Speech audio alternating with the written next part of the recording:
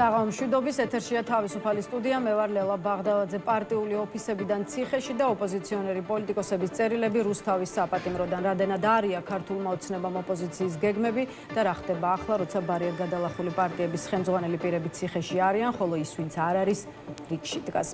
ოპოზიციონერი პოლიტიკოსების დაკავების კვირეულად შეგვიძლია დავასათაუროთ ჩვენი დღევანდელი გადაცემა და პრინციპში შეგვიძლია კიდეც დავიწყოთ იმ პროცესების შეფასება, რაც ქვეყანაში მივიღეთ. პარტია გახარია საქართველოს ერთ-ერთი ლიდერი დიმიტრი ცქიტიშვილია ჩვენთან ერთად. გამარჯობა ბატონ დიმიტრი და მადლობა რომ გვესტუმრეთ.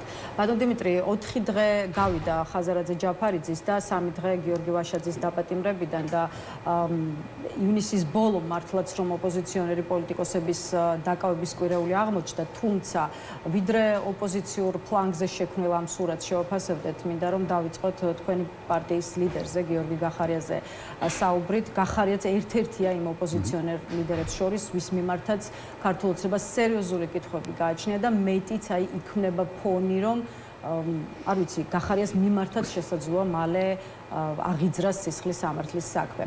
ბოლო ინფორმაციით, რომელიც 2 დღის წინანდელია, გიორგი გახარია გერმანიაში იმყოფებოდა. სად არის ახლა და ისევ დაბრუნდება თუ აღარ დაბრუნდება საქართველოში?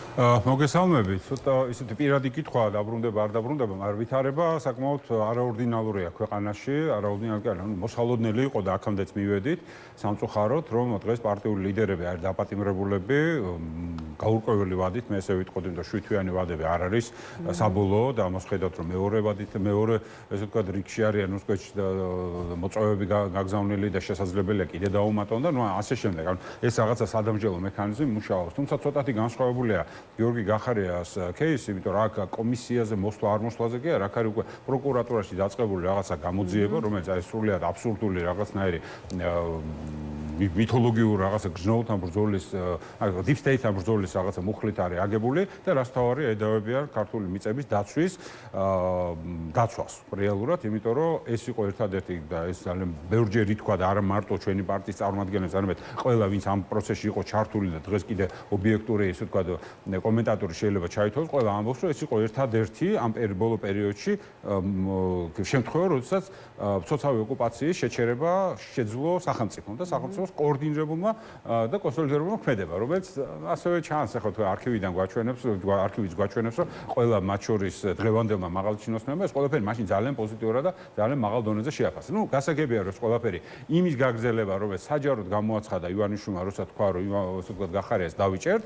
და როგორც ჩანს ამ გზით მიდიან, ოღონდ განსხვავება ის არის, რომ ამ შემთხვევაში მუხლი არის არა 1 წლამდე პატიმრობა, არამედ აქ არის საუბარი 15-წლიან მუხლზე, საუბარი 15-წლიან სასჯელზე და ჩვენ ამასაც ხედავთ, რომ ერთის ხო ეს საკითხი განიხილება კომისიაში, იმიტომ რომ ეს იყოს რაღაცა სანახაობა, მეორე არის ის, რომ პროკურატურაში ამაზე იკითხებიან უკვე ძალიან ყოფილი მაღალი თანამდებობის პირები და როგორც ჩანს ფაბრიკაცია მიმდინარეობს კონკრეტულ საკითხში. კიდევ უფრო აქტუალურია ბატონ დიმიტრი კითხვა, რა სიზამს, რა გადაწყვეტილებას მიიღებს გიორგი გახარია. არაერთი ადამიანი გირჩევთ, რომ გახარია აღარ დაბრუნდეს საქართველოში. მათი შეფასებაა, რომ გახარიას საქართველოში ემუქრება იგივე, რაც რუსულ ციხეებში ემართებოდათ მაგალითად პუტინის ოპონენტებს. რამდენად იქნება ეს ასე? რამდენად არის აწონილ-დაწონილი რისკები და თუ კი ეს რისკები აწონილ-დაწონილია, რა დასკვნამდე მიდიხართ? იცით ჯერჯერობით ჩამოვიდეს თუ ჯობს დარჩეს იქ სადაც. იცით ჯერჯერობით სურათი ბოლომდე მკაფიო არა, ჩვენ გვაქვს რა თქმა უნდა ანალიზისთვის ძალიან ბევრი საფუძველი და ასე ვთქვათ ფაქტორი, რის ანალიზსაც ვაკეთებ. ფაქტია, რომ დღესდღეობით არის გიორგი გახარია დაბარებული და დაძახებული მოწვეული კომისიის ხმამაზე. მან კიდევ ერთხელ უთხრა, რომ მე დიდი ხნის დაგეგმილი ვიზიტი იყო ევროპაში და შესაბამისად მან შეთავაზა კვლავ რომ ჩორჩანას საკითხთან დაკავშირებით ონლაინ რაც რეგლამენტით გათვალისწინებული საკითხია, მაგრამ არ ვიცით ახლა როგორ მოიქცევიან პროცესებს დაველოდებით, პროცესების მიხედვით იქნება ალბათ მსჯელობა, თუმცა საბოლოო ჯამში როგორ გადაწყვეტს გიორგი გახარია, ასე ვთქვათ, მისი პირადი გადასაწყვეტია და ამ შემთხვევაში მე არც დროზე ადრე ვფიქრობ ამაზე საუბარი და არც მით უმეტეს ჩემი მხრიდან ამაზე საუბარი იქნება სწორად. შესაძლოა არ ჩამოვიდეს.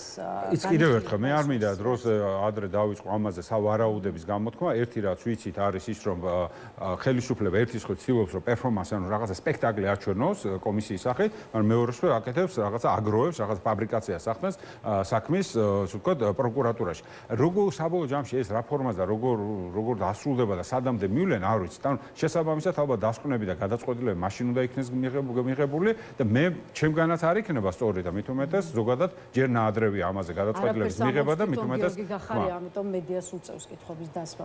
მოდით ამასაც კითხავთ. რატომ არაფერს ამბობს თვითონ გიორგი გახარია? გასაგებია რომ ის საზღვარგარეთ იმყოფება, თუმცა ხა ამ საუკუნეში არ წარმოადგენს პრობლემას ევროპაში იქნება ის თუ ამერიკაში გააკეთოს განცხადება, სადაც არ უნდა იყოს წამებში მოვა ჩვენამდე მისი პოზიცია. ხო, თუკი ამ პოზიციის დაფიქსირების სურვილი გააჩნია. შესაბამისად, რატომ დუმს გახარია? რატომ არ მოგვისმენია ამ დღეების განმავლობაში არც ერთი განცხადება მისი მხრიდან და არ გვინახავს ერთი პოსტი მაინც?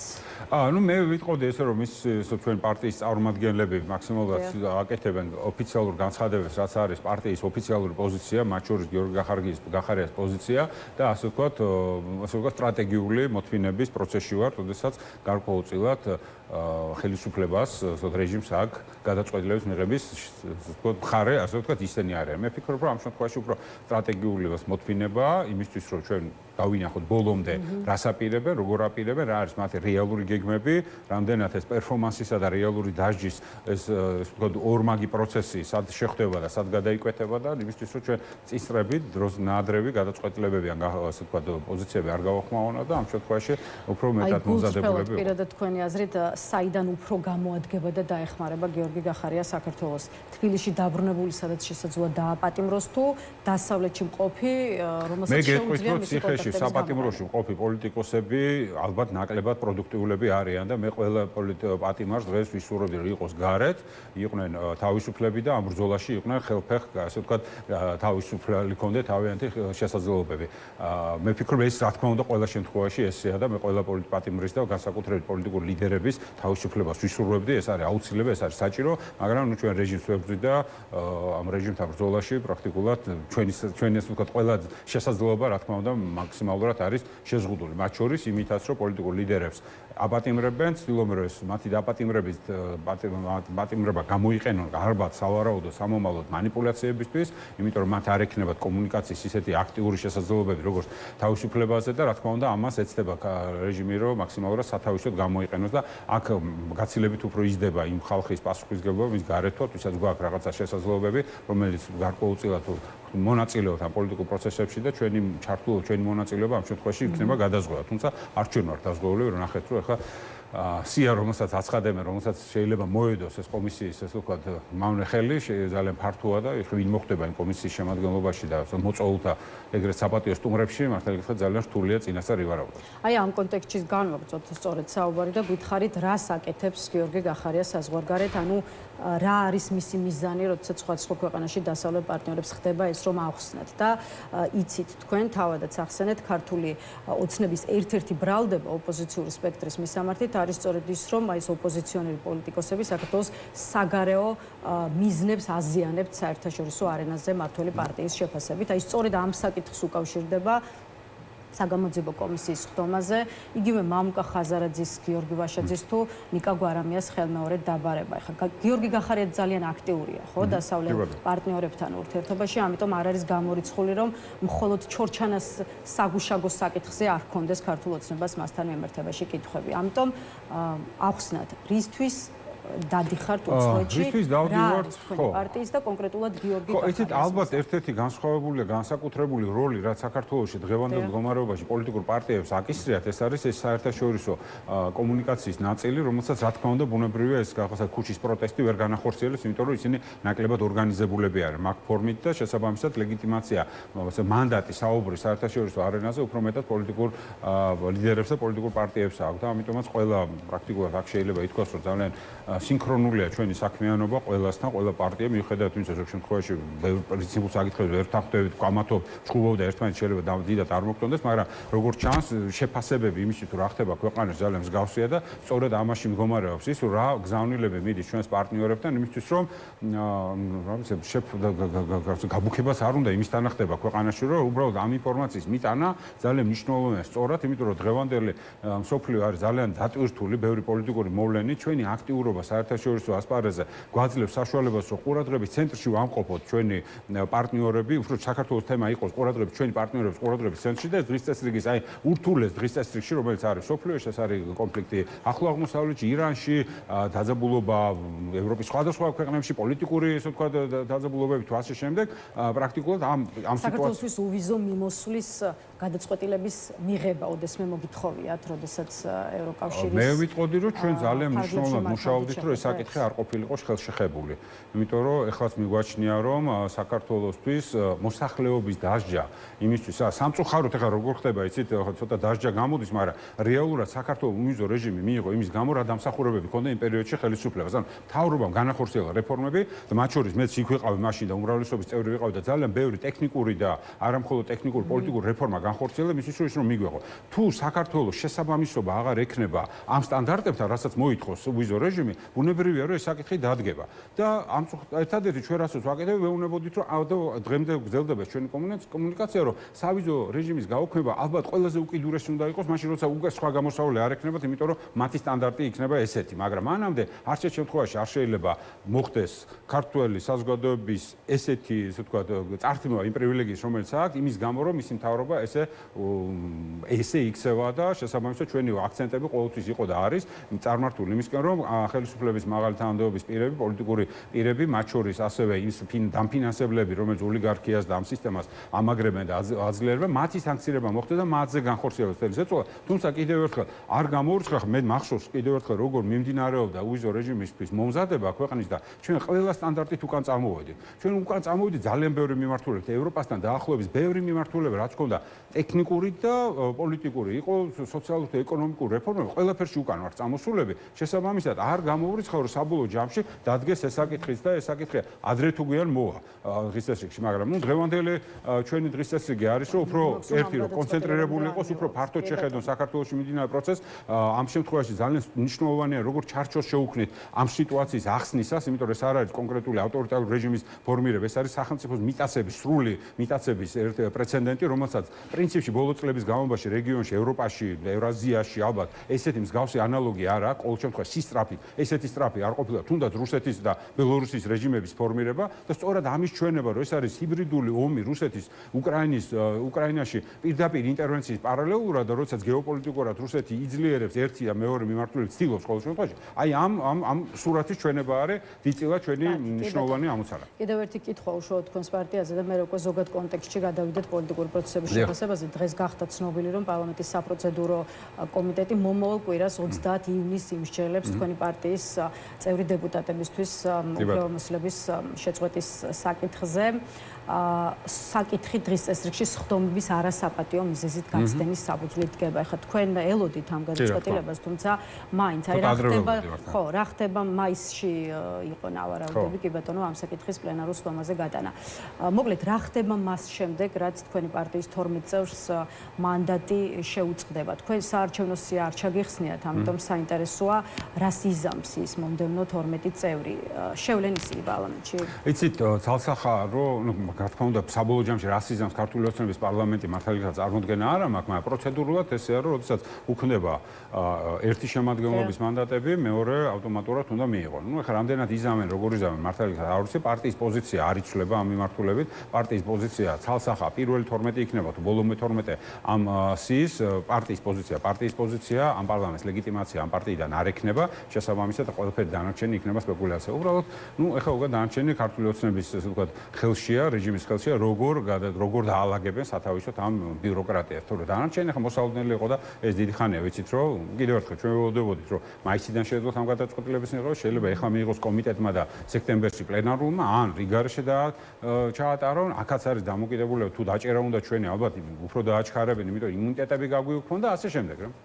იმიტომ რომ იმუნიტეტის სხვანაირად მოხსნა შეიძლება ჭირდებოდეს, შეიძლება კი არა, მაშინ ჭირდება გენერალური პროკურორის მისვლა, შეიძლება დაეზაროთ ეს და ამიტომ მარტივად გააკეთონ და პირდაპირ ხდებით, ანუ იმდენად მათ ხელშია და იმდენად ჩვენთვის ნაკლებად მნიშვნელოვანია რა პროცედურული პროცესი წავლენ ეგენ, რომ სრულიად არა, იმიტომ რომ არაფერს არ გაძლევს, არც ეს მანდატი, არც ეს იმუნიტეტი, არც ეს არაფერი და ეს არის, ასე ვთქვათ, ძალიან სრულიად პოლიტიკური პროცესი და მიღმა პროცესი, ეს არის ნოტარიალური პალატა. თქვენი პარტიის ლიდერზე მეტნაკლებად ვისაუბრეთ, ახლა ზოგადად ზოგადად ოპოზიციურ სპექტრში შექმნილი ვითარებაც მომავიხილოთ. გახარიას დაკავების საფრთხე ემუქრება, თუმცა აი 7 ოპოზიციონერი პოლიტიკოსი უკვე დაპატიმრებულია და გვარებს აღარ ჩამოთვლენ მაყურებელმა უკვე იცის. ყოველდღურად ვისმენთ განცხადებებს, რომ ქართული ოცნება უტევს დემოკრატიის სამივე ფუნდამენტურ საყრდენს, პოლიტიკურ სპექტრს, სამოქალაქო საზოგადოებას და მედიას. ჩანს თუ არა, რომ ქართულ ოცნებას ეს წარმატებით გამოსდის და სად არის ის ძალა და რესურსი, რომელიც მმართველი პარტიის შეკავებას შეძლებს. იცით, წარმატება მაშინ შეიძლება ჩავთვალოთ ქართული ოცნების, როდესაც ის გაჩერდება. და რა, გაჩერება რას ნიშნავს? როცა გაჩერდება რაღაცას არა, ესე იგი, მან უკვე შეძლო დაემყარებინა დიქტატურა. დღეს რასაც ხედავთ, შეიძლება ჩემი ძალიან გულწრფელი და ჩემი მეამიტური დამოკიდებულება იყოს, მაგრამ ეს არის პროტესტზე რეფლექსიები, ანუ ხელისუფლება რეჟიმს აქვს რეფლექსიები. ის რომ ვერ ჩამოყალიბდა ჯერ კიდე როგორც ასე თუ კასრი ხელის რეჟიმა, ის რომ ჯერ კიდევ ხალხს არ ეშინია მისი, ის რომ მათი საქციელი, მათი განზრახვები, მათი მუქარები ის არავის არ ეშინია და საბოლოო ჯამში პროტესტი გრძელდება როგორც პოლიტიკურ სპექტრში, ისე საზოგადოებრივ წრეებში, ეს იმას მიანიშნებს, რომ ისინი ვერ შედგენ როგორც დიქტატორები, თუმცა ამის ყველანაირი მცდელობა აქვს. თუ ისინი გაჩერდებენ, ესე იგი ჩვენ თუ გავჩერდით, ისინიც გაჩერდებიან და რეალურად შედგება. ჯაფარიძე აგზავნის ციხიდან შედგება, მაშინ შედგება ახალი სტატუს-კვო, რომელიც ბევრად უფრო მძიმე იქნება. მანამდე, სანამ ჩვენ ვსაუბრობთ, სანამ არსებობენ ტელევიზიები, სანამ ჯერ კიდე გარეთ არის ვიღაცა, ვისაც შეუძლია პოლიტიკური ბრძოლა გააგრძელოს, სამოქალაქო იქნება რიგითი ადამიანი თუ პოლიტიკური პარტიის წარმომადგენელი. მანამდე ჩვენ ვიბრძით და შესაბამისად ეს პროცესი არ უნდა გავაჩეროთ. ჩვენი გაჩერება ნიშნავს მათ გამარჯვებას. ზურაბ ჯაფარიძე ციხიდან რუსთავის საპატიმროდან გამოგზავნილ წერილში ამბობს, რომ ის რაც ახლა ხდება, ჯერ კიდევ არ არის ფსკერი და უარესები გველის. აი რა შეიძლება იყოს ამაზე უარესი? თითქოს ყველაფერი მოხდა. კიდევ რა შეიძლება იყოს და? აი მე გეტყვით კიდევ ერთხელ, სულ რომ ახალი კანონი აღარაფერი არ მიიღოს, თუ ეს ყველაფერი სტატუს-კვო იქნება, ამ კანონების სრული ამოქმედება იქნება კატასტროფული. დღეს ბოლომდე ამას ვერ ახორციელებენ, იმიტომ რომ ჯერ კიდე წინააღმდეგობა და ეშინიათ ამ წინააღმდეგობის ბოლომდე აფეთქების. ამიტომაც ამას ბოლომდე არისკავენ, მეტნაკლებად ფრთხილობენ, მეტნაკლებად, თუმცა რა თქმა უნდა, სიფრთხილე დაკარგული აქვს და უფრო ცოტა ბრუტალურები გახდნენ ბოლო პერიოდში, მაგრამ ბოლომდე ეს პროცესი არ არის ჩამოყალიბებული და ყოველ ჯერზე ფიქრობენ ახალი რაღაცა კიდე საჯელი მოიგონონ იმისთვის, რომ ადამიანები შეყარონ სახლებში და ეს უხეირო დიქტატორიდან გამოვიდნენ და რაღაცა ხეირიანი და შემდგარი დიქტატურად გადაიქცეს. ამიტომაც კიდე ბევრი რამე შეიძლება მოხდეს, კიდე ამ საკანონმდებლო სივრცეში არის უკვე ყველა ის ინსტრუმენტი, რომელიც მათ შეუძლიათ გამოიყენონ თითოეული ჩვენთაგანისთვის, მაგრამ უარესი იქნება მაშინ, როდესაც გაჩვენდება მედია, უარესი იქნება, როდესაც თითოეული ჩვენთაგანი ან იქნებით ციხეში, ან შევეგუებით პროცესს და გაჩუმებულები ვიქნებით, სამოქალაქო სექტორი, როდესაც საერთოდ აღარ იქნება, აი ეს ხო, ეს არის, მაგრამ საბოლოო ჯამში ისევ კიდევ ერთხელ დამოკიდებული იმაზე, რას შევეგუებით ჩვენ. ვერც ერთი რეჟიმი ვერ ჩამოყალიბდა, სანამ არ შეეგუება.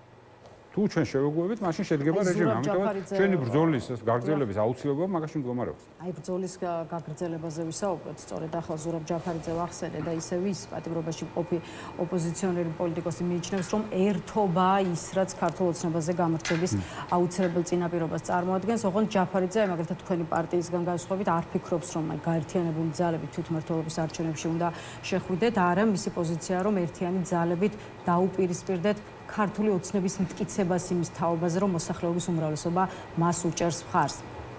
ჩვენ უნდა შევქმნათ ერთად ისეთი პოლიტიკური პროცესი, რომელიც აჩვენებს, რომ ჩვენ ვართ უმრავლესობა, ჩვენ ვართ ორჯერ მეტიო, ამბობს ჯაფარიძე და მისივე იდეაა, რომ შეიქმნას ონლაინ პლატფორმა, სადაც დარეგისტრირდებიან საქართველოს მოქალაქეები, როგორც ქვეყნის შიგნით, ისე ქვეყნის გზაზე, მოქალაქეები, რომლებიც ითხოვენ ხელისუფლების ცვლილებას და საქართველოს ევროპულ გზაზე დაბრუნებას. აი ამ იდეაზე რას ფიქრობთ თქვენს პარტიაში და თქვენი ხედვით რა უნდა გაკეთდეს იმის დემონსტრირებისთვის, რომ უმრავლესობაში არიან არა ქართული ოცნების მხარდამჭერები, არამედ ისინი, ვინც ქართული ოცნების წასვლას უჭერენ მხარს. ამ შემთხვევაში მე ვიტყოდი, რომ მხოლოდ ჩემი სუბიექტური პოზიცია, იმიტომ რომ შეიძლება ცოტა განსხვავებული იყოს იმისგან, რასაც ჩვენი პარტიის პოზიციაა. მე ეხლა ძალიან ბევრი რამდენიმე სხვადასხვა ინიციატივა არის, თუმცა ყველაზე მნიშვნელოვანი ორი პოზიცია არსებობს, გავიდეს პოლიტიკური სპექტრი ბოიკოტში თუ გავიდეს არჩევნებზე.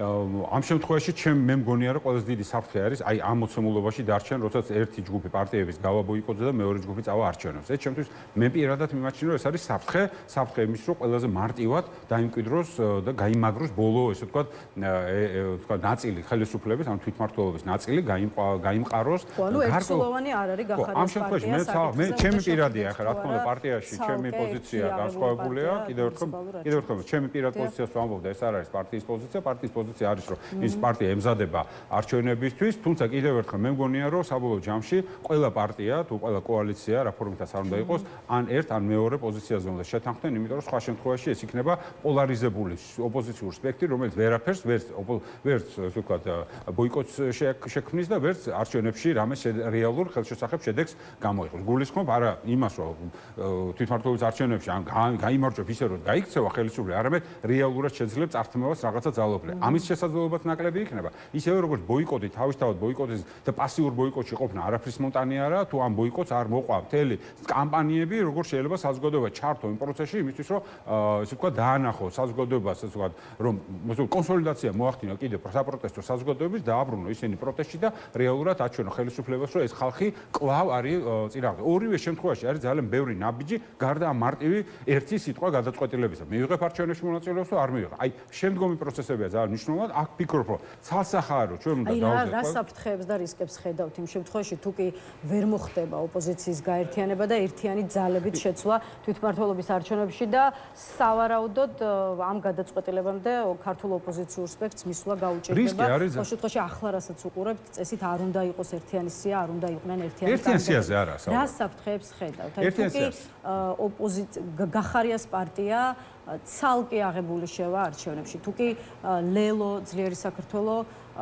ცალკე აღებული შევა მუნიციპალურ არჩევნებში. არა, აქ ნახეთ რაზე საუბარი. აქ არის იმაზე საუბარი, ერთიან კოალიციაზე შევა თუ ერთიანი სიით შევა თუ არ შევა, მაგაზე არ საუბრობ. მე ან ყველა შედის არჩევნებს, ან ყველა ან არავინ არ შედის არჩევნებს. ორივე შემთხვევაში, თუ მაგალითად წარმოვიდგინოთ, რომ ესე დარჩა, როგორც არის, რომ ორი კოალიცია არჩევნებზე მიდის და ორი არ მიდის, მაშინ გამოდის, რომ ერთი ატარებს კამპანიას, რომ არჩევნების გზით ვარცხოთ ხელისუფლება, მეორე ატარებს კამპანიას, რომ არ მოხვიდა და პრაქტიკულად გამოდის, რომ რეალურად არ შედეგებს ვიღებთ. არც არჩევნებში, არც ვერც არჩევნებში წავართვეთ ხელისუფლებას და ვერც ბოიკოტი დავაზარალებთ ხელისუფლებას. ამას მივიღებთ. მაგას ვამბობ, რომ არ ბოიკოტი იქნება ეფექტური, იმიტომ რომ გამოდის, რომ ერთი პოლიტიკური ჯგუფი თუ ორი პოლიტიკური ჯგუფი იმუშავებს იმაზე, რომ არჩევნებზე არ მოვიდეს არავინ და ორი პოლიტიკური ჯგუფი ან სამი ან რამდენიმე იმუშავებს იმაზე, რომ მოვიდეს ხალხი არჩევნებზე. საბოლოო ჯამში ეს იმდენად ურთიერთგამომრიცხავი პოზიციებია, რომ საბოლოო ჯამში საზოგადოება კიდევ უფრო დაბნეული იქნება და კიდევ უფრო მეტად შეაქცევს ზურგს ოპოზიციურ პოლიტიკურ სპექტრს. ამიტომაც მე ფიქრობ, რომ ცალსახაა, რომ დღეს როგორც არასდროს გჭირდება ერთიანი საერთო პოზიციის ჩამოყალიბება და მე არ არის აუცილებელი ყველა პარტია ან ერთად დადგეს და ერთიანი ორგანიზაციით ავიდე და კამპანია ატარო, თუნდაც ბოიკოტის, ან თუნდაც არჩევნო. ეს კიდე ცალკე მომენტია, მაგრამ თავი არის რაზე ვსაუბრობთ მოსახლეობასთან, რაზე ველაპარაკებით, იმაზე რომ არჩევნებში მიდივარ თუ იმაზე რომ არჩევნებში არ მიდივარ. ორივეს აქვს ძალიან ლეგიტიმური გზა. ერთითაც შეიძლება ხელისუფლების შერყევა, მეორეთი, თუმცა ჩვენ უნდა შევთანხმდეთ, რომ რომელიღაც არის ერთი ასარჩევი. ეხლა მანდატი ის იქნება, ელექტრონული პლატფორმა იქნება თუ ხალხებში იქნება ეს და აღწერილი ხალხი თუ ჩვენ ფიზიკურად მივალ და ქუჩაში გამოვიყავთ. ეს უკვე ტექნიკური საკითხებია, მას მე გადაწყვეტილებამდე მისვლა ვერ მოხერხდა.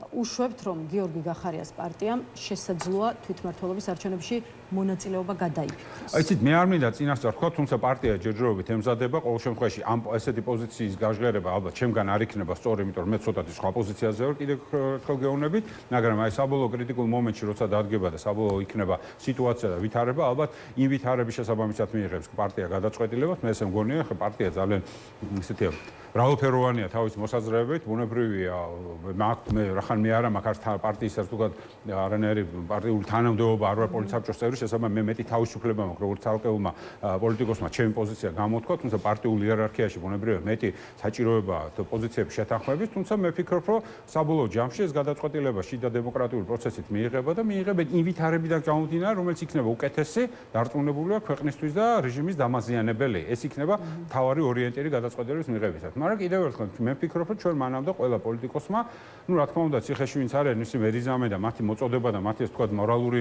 სიმტკიცე ძალიან მნიშვნელოვანია, დანარჩენებმა ალბათ ეს უნდა მოახერხოს. მე ვფიქრობ, ამ შემთხვევაში ძალიან მნიშვნელოვანია ის პლატფორმა, რომელიც სალომე ზურაბიშვილთან არის. მე ვფიქრობ, ის არის სივრცე, სადაც შესაძლებელია განსხვავებული პოზიციების უფრო მეტად თავმოყრა და ცოტა დარბილება. სივრცე, რომელიც ასევე პერსონალურად თქვენ უფრო მოგწონთ, ვიდრე ზოგადად თქვენს პარტიას. კი ბატონო.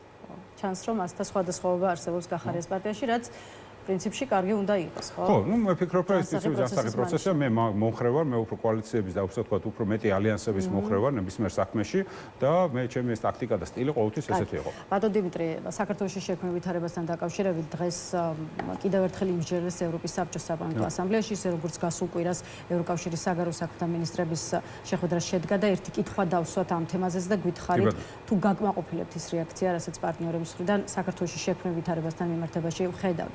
როგორც ევროკავშირის საგარეო საქმეთა მინისტრების შეხვედრის შემდეგ ითქვა გასულ კვირას ევროპელი ლიდერების მხრიდან ერთ-ერთი რაზეც ისაუბრეს, ეს იყო ქართველი მოსამართლეებისთვის სანქციების ასე ვთქვათ შემოღების საკითხი, დამატებითი სანქციების შემოღებაზეა საუბარი, თუმცა გაწყვეტილება ვერ იქნა მიღებული, შეთანხმებას ვერ მიაღწიეს. შესაბამისად, ხომ არ ჩანს, რომ აი სანქციებს აღარ უნდა ველოდოთ ქართულ ოცნებასთან მიმართებაში და ის რისი გაკეთებაც ვთქვათ ევროკავშირს შეეძლო, უკვე გაკეთებულია.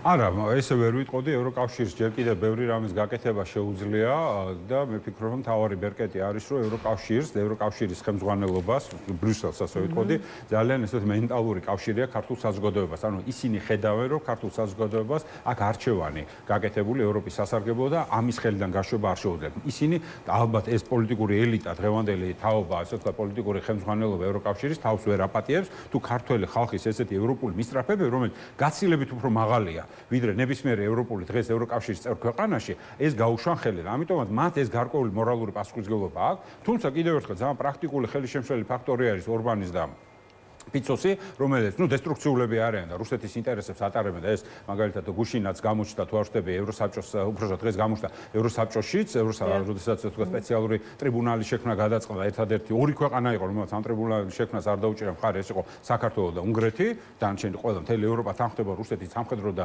დანაშაულ შადის და ამას სპეციალური ტრიბუნალი ჭირდება. ეს გასაგებია, რომ უნგრეთი ესეთი იქნება და ხელშეუხსლის ყოველთვის, თუმცა არასდროს არ უნდა თქვა არასდროს, იმიტომ რომ თვითონ უნგრეთშიც ვითარება ძალიან მნიშვნელოვანი იცვლება. დღეს თუ არ ვშტები უნგრეთის ოპოზიციული ლიდერი 10 პუნქტით უსწრებს უკვე ორბანს, ძალიან მალე შესაძლებელია ორბანის ეპოქა დასრულდეს უნგრეთში და ახალი რეალობა დადგეს. ეხლა ეს შეიძლება ცოტა დროში გაწელილი, მაგრამ ამასთან ერთად ევროკავშირის ესე ვთქვათ განწყობები რაც არის, დიდწილად მე აისახება ევროკავშირის წევრ ქვეყნებზეც და გერმანია იქნება საფრანგეთი თუ სხვა ქვეყანა, შესაძლებელია რომ ესეთი სანქციები და ესეთი ტიპის ესე ტალღა მათაც გადაედოთ. ევროსაბჭოში რაც ხდება დღეს, ეს არის კიდევ ერთი გამოძახილი, რომ ევროსაბჭო პრაქტიკულად აყალიბებს ძირითად შეფასებებს რა ხდება საქართველოში. რომ არა იანვრის ის რეზოლუცია, რომელზეც ახლა ძალიან არ მოწონს წულუკიანს და რომელზეც ამბობს, რომ ეს იყო ქვეყნის წინააღმდეგ მიმართული აქტიო, რეალურად იმ რეზოლუციამ, რომელიც 20 იანვარში, 20 იანვარში თუ 22 იანვარში იქნა მიღებული, მაგან განსაზღვრა საქართველოში ძირითადი შეფასებები, როგორი იყო არჩევნები, ვინ არიან ეს ადამიანები, რომელიც არიან დაპატიმრებულები, რომ მათ დაერქვა პირველად პოლიტპატიმრები, რომ ეს არჩევნები იყო გაყალბებული, რომ და ასე შემდეგ, ასე შემდეგ. ანუ რეალურად ევროსაბჭოს საპარლამენტო ასამბლეა პრაქტიკულად აყალიბებს ძირითად სამართლებრივ შეფასებას იმასთან დაკავშირებით, რაც ხდება საქართველოში, ეს განმეორდა აპრილშიც, ეს განმეორდა ახლა ივლისშიც და პრაქტიკულად გამოდის, რომ უკვე მესამე შეკრება არის ევროსაბჭოს საპარლამენტო ასამბლეა იმეორებს ერთდაიგივე ძალიან მკაცრ კრიტიკას და არც ერთი ახალი კომპონენტი არ არის გამოტოვებული. კითხვა არის ის, რამდენად ცვლის კრიტიკული განცხადებები, თუნდაც ეს სანქციები შექმნილ ვითარებას და რამდენად ახდენს ქართულ ოცნებაზე გავლენას და აი ამ კონტექსტში შევხედოთ, რას ამბობს მაგალითად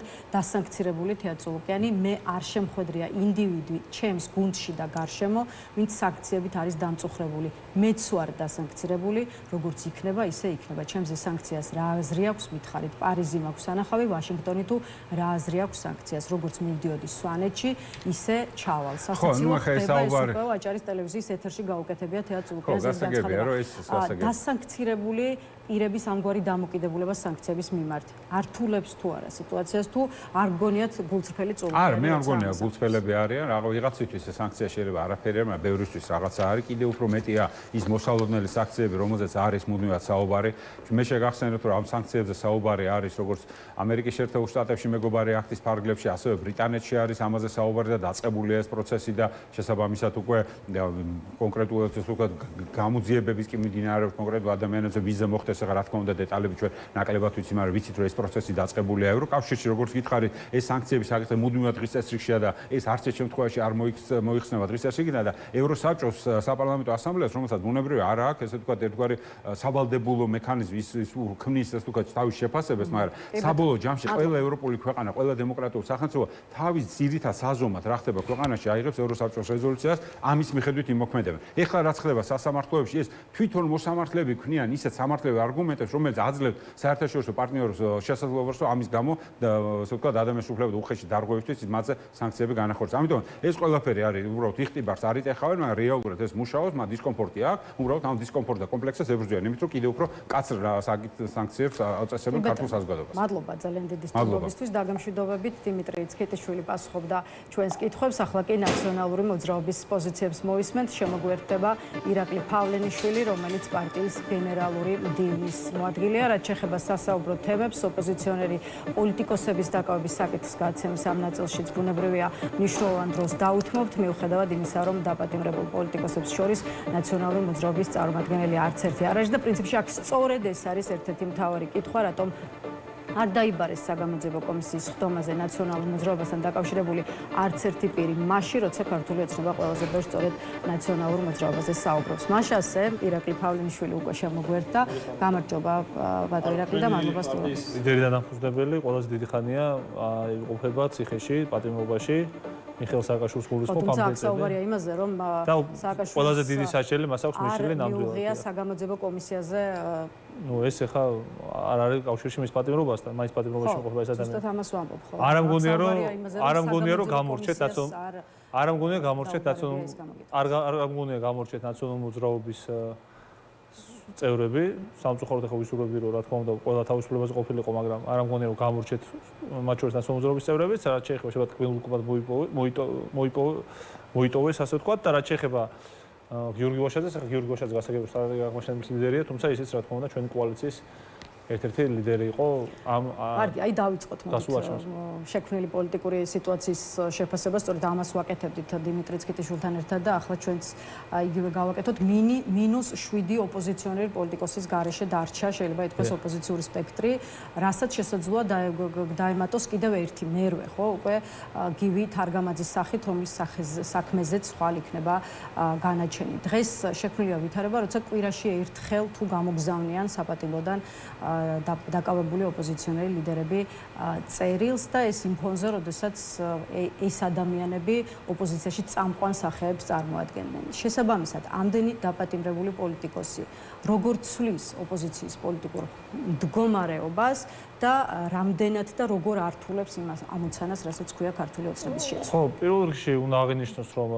გამოჩნდა რომ ეგრეთ წოდებული შუალედური მექანიზმების მაძიებელი ადამიანები კიდევ ერთხელ აღმოჩნდნენ გაწყვილებულები, იმიტომ რომ ძალიან ბევრი თვეა და წელია უკვე ივანიშვილი მათ მორიგჯერზე უცრუებს იმედებს, ის ეგრეთ წოდებული შუაშისტი ანალიტიკოსები თუ მომხილველები თუ პოლიტიკური მოღვაწეები, რომლებიც ამბობდნენ რომ აი ხა კონსტრუქციულები უნდა ვიყოთ და ივანიშვილი დათმობაზე წამოვა, კომპრომისზე წამოვა და თითქოს და ივანიშვილთან დარჩა სივრცე კვლავინდებურად იმ ასე ვთქვათ კომპრომისების, რომელსაც გასულ წლების მანძილზე ჰქონდა ხოლმე ადგილი. თუმცა ამ ხალხს უნდა მოისმინა კარგად თვითონ ვიზიონ ივანიშვილისთვის, იმიტომ რომ ივანიშვილმა 29 აპრილს დაანონსა დიქტატურის დამყარება. ამიტომ იყო 24 წლის არჩევნები გადამწყვეტ ჩვენ ქვეყნისთვის, რომ ბოლო დემოკრატიული შანსი იყო ამ ქვეყნისთვის, რომ საარჩევნო ციკლით მომხდარიყო ცვლილება.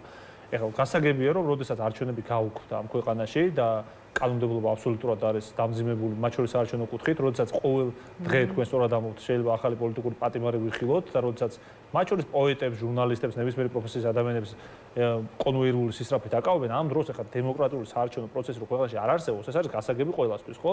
და არანაირ საარჩევნო პროცესს აზრი არ აქვს, იმიტომ რომ იქ განწერული ხარ მარცხისთვის, იმიტომ რომ სუსი გიტარებს სპეცოპერაციას და არ გიტარებს არჩევნებს. ანუ როცა ამაზე ვსაუბრობ, მე რის თქმა უნდა რომ ეხლა ყველა უნდა დარწმუნდეს თელი საზოგადოება, რომ აღარ არსებობს ასე ვთქვათ შუალედური მექანიზმები, აი მიშელის შეთანხმებები, ბჭყალებში რო ვთქვათ, რომელიც წარსულში არსებობდა, ან თუნდაც 20 ივნისის შემდგომ რო ივანიშვილი გამოვიდა და დათმობაზე წამოვიდა თითქოს და პროპორციული არჩევნებზე თანხმობა, ასე შემდგომ, ანუ ბევრჯერ გვახსოვს რა ესეთი შუალედური, ასე ვთქვათ, მექანიზმის ამოქმედება, ხო? სხვადასხვა პერიოდში, მათ შორის სხვადასხვა შეთანხმებების სახით, რომელიც ოპოზიციას და ჩვენ ეგრეთ წოდებულ ხელისუფლებას შორის ყოფილა, მაგრამ თან მან მნიშვნელოვანი იყო ის, რომ საერთაშორისო პარტნიორები მაშინ პირიქით ჩამოდიოდნენ და ცდილობდნენ, რომ ფასილიტაცია მოეხდინათ პროცესის, მაგრამ ეხა უკვე ეს ხალხი თვითონ არის უკვე გათვითნობიერებული თუ ვისთან აქვს საქმე, ამიტომაც ჩვენ რეალურად ვართ დემოკრატიული თვალსაზრისით ჩიხურ მდგომარეობაში, ვით რომ აღარ არსებობს დემოკრატიული სივრცე ამ ქვეყანაში, ის თავისუფალი მედია საშუალებები რაც არსებობს, ხო, მათ შორის თქვენი მედია საშუალება არის ყველა საფრთხის წინაშე აბსოლუტურად, გამომდინარე იქიდან რომ რეპრესიული კანონმდებლობა მიიღეს, რომლის გამოც შეიძლება ნებისმიერ დროს დააჯარიმონ ყველაზე უწყინარი ობიექტური ჟურნალისტიც და მათ შორის მედია პლატფორმაც კი.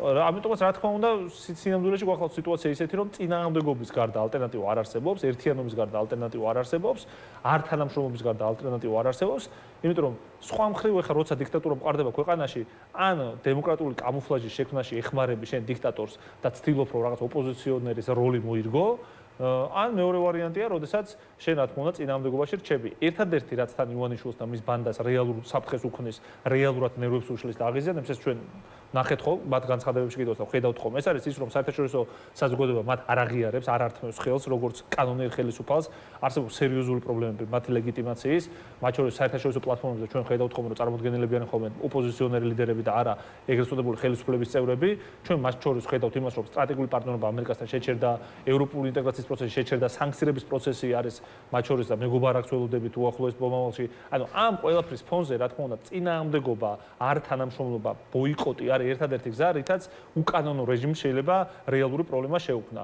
ყველა ტიპის უკანდახევა აღიქმება სისუსტეთ რეჟიმის მიერ და ეს არ ექნება მიზეზი იმის, რომ რეჟიმი დაგეპოვოს.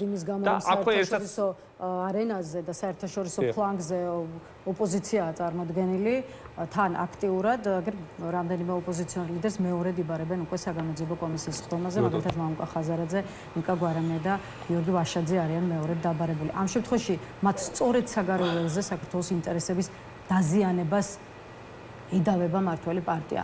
რადგან ეს საკითხი თქვენ თვითონ ახსენეთ, აქ ჩაგიკითხებით, ახლა საგარეო ფლანგზე მართლაც ძალიან აქტიურია თქვენი პარტიის თავმჯდომარე თინა ბოკუჩავა, ისე როგორც პარტიის სხვა ლიდერები, ხო იქნება ეს პეტრე ცისკარიშვილი, ზურაბ ჭიაბერაშვილი თუ კიდევ სხვები. მაგრამ აი ამ შემთხვევაშიც არც ერთი მათგანის ტელეფონზე არ განხორციელებულა საგამოძიებო კომისიის ხდომაზე გამოძახების შესახებ ზარი.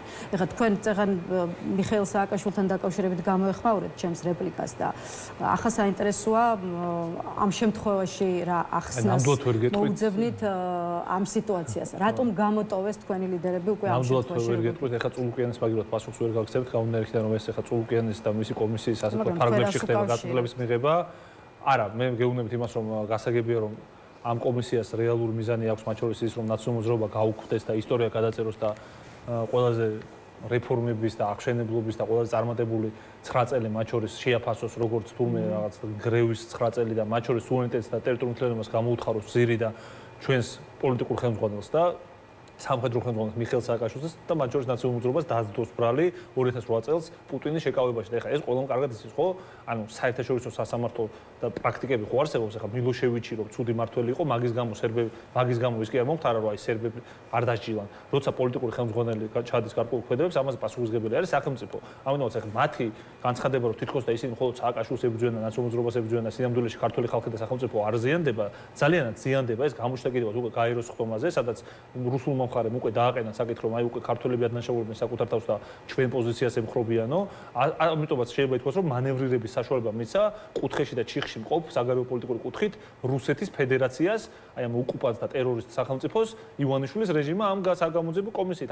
ამ საგამოძიებო კომისიის ერთ-ერთ მთავარ მიზანს და ამოცანას სტრატეგიულს წარმოადგენს ნაციონალური მოძრაობის როგორც პარტიის განადგურება და გაუქმება. რაც შეეხება კონკრეტულ პერსონებს, ახლა ნაციონალურ მოძრაობას უამრავი ლიდერი ყავს სხვადასხვა დროს დაკავებული ხარ. ჩვენ რო ვიყოთ პოლიტიკური ძალის წარმომადგენლები, რომელთა რიგებშიც რაღაც რეპრესია პირველად შეიძლება მოხდა, ეს არის რა თქმა უნდა ამის მერე შეიძლება იმეს დაბადებოდა კითხოთ, რომ აი რატო არ დაიბარეს ან ამდენი რატო სხვა დაიბარეს, მაგრამ სინამდვილეში ნაციონალურ მოძრაობას ლიდერები კი არა.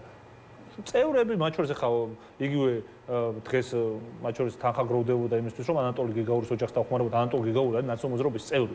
მათ შორის არჩილ მუსელიანცი იყო ნაციონალურ მოძრაობის წევრი, ანუ დღესაც კი ვით დაკავებულები არიან სინდისის პატიმრებიდან, იქიდან ორი ჩვენი პარტიის წევრი გახდა. ამიტომ მე ამით იმის თქმას რომ რეპრესია ეხა გამოცადა ზოგიერთმა პოლიტიკურმა ძალამ პირველად საკუთარ ტყავზე, თორე ჩვენ 13 წელია არ ვიცი ოფისებს გვირბევენ და მათ შორის ჩვენს აქტივისტებს იჭერენ და იმიგრაციაში არის გახიზნული ძალიან ბევრი ჩვენი გუნდელი და თანამებრძოლი, შემიძლია უამრავი მათგანი ჩამოთვალო, რომელიც ნაკლებად ცნობილი არის საჯარო წვევისთვის, მაგრამ ძალიან აქტიურები იყო ყველა საპროტესტო მოძრაობაში.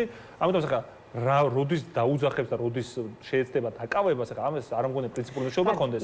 მე კიდევ ერთხელ ვიმეორებ, არ მინდა რომ ახლა რაღაცა ცუდად ენა მიყილოს, მაგრამ რა თქმა უნდა ძალიან მარტივად მოსალოდნელი გახავთ, რომ შემდგომ ეტაპებზე უფრო მეტი ნაცნობრობის წევრზე იქნება სწორება.